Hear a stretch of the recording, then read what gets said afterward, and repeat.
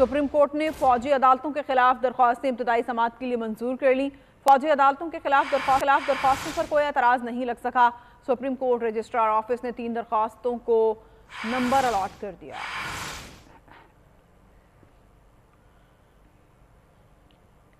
Special correspondent Imran Wasim हमारे साथ हैं, उनसे इस बारे में जानते हैं। इमरान, आगाह कीजिएगा। जी बिल्कुल, मुख्तलिफ दरखास्तें हैं जो सिविलियन के कोर्ट मार्शल के खिलाफ यानी फौजी अदालतों के खिलाफ जो है सुप्रीम कोर्ट ऑफ पाकिस्तान में दायर की गई थी। एक दरखास्त एतजाज अहसन ने दायर की थी। इसके अलावा मुख्तलिफ और दीगर लोगों की जानिब से भी दरखास्तें दायर की गई थी और सबसे जो अहम दरखास्त है वो साबिक चीफ जस्टिस जवाद ख्वाजा साहब ने दायर की थी। तो 3 दरखास्तों को नंबर अलॉट किया गया है। सबसे पहली जो दरखास्त है जवाद ख्वाजा साहब की है, उन्हें 24 नंबर अलॉट किया गया है। इसके बाद एतजाज अहसन साहब की दरखास्त 2 के वो पहले आई थी, उसको कॉन्स्टिट्यूशन पिटीशन नंबर 25 अलॉट किया गया है। और तीसरी जो दरखास्त है करामत अली की, उसको कॉन्स्टिट्यूशन पिटीशन नंबर 26 अलॉट किया गया है। इसके अलावा 1-2 दरखास्तें और भी सुप्रीम कोर्ट ऑफ पाकिस्तान में आई हैं, लेकिन उन्हें अभी नंबर अलॉट नहीं किया गया।